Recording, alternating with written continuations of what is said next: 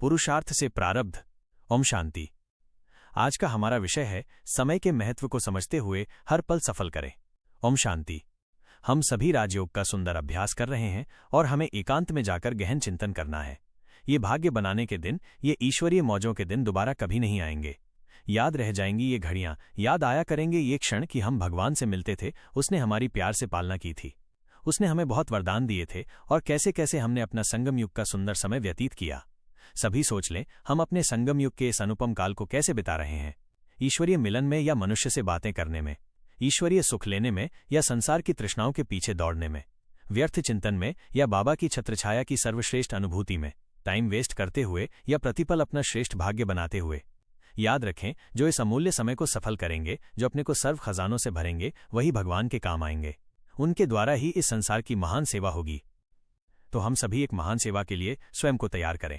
हम दृष्टि के द्वारा सबकी सेवा करेंगे, हम अपने वाइब्रेशंस के द्वारा सबकी सेवा करेंगे, हम दो मीठे बोल बोलकर दूसरों को वरदानों की प्राप्तियों का अनुभव करा देंगे।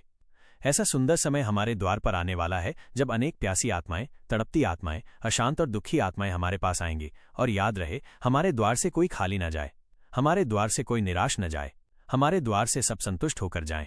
जो जिस भावना और कामना से हमारे पास आए उसे वही प्राप्त हो जाए। ऐसी योग की शक्ति, ऐसी पवित्रता की शक्ति, ऐसी महान शक्तियां हमें स्वयं में धारण करनी है। विचार करें, कोई प्यासा व्यक्ति हमारे पास आया हो, हमारे द्वार पर खड़ा हो और कह रहा हो, मुझे एक ग्लास पानी पिला दो, नहीं तो मैं मरा जा रहा हूं, और हम उसे पानी न पिला पाएं और हमारे द्वार पर ही वो दम तोड़ दे, तो हमारी फीलिंग्स कैसी होती कि काश हम किसी का जीवन बचा पाते। ऐसा ही अनेक बार हमारे सामने होने जा रहा है। अनेक तड़पती आत्माएं हमारे द्वार पर आएंगी कि हमें दृष्टि दे दो, हमारे कष्ट हर लो, हमारे ऊपर विघ्नों के पहाड़ टूट चुके हैं, हमारे विघ्न हर लो। और सोच लो, यदि हम उन्हें मदद न कर पाएं तो हमारी मनोस्थिति कैसी होगी। हमें कितनी निराशा होगी कि काश जब भगवान भाग्य बांट रहा था तो हम भी सचेत रहे होते।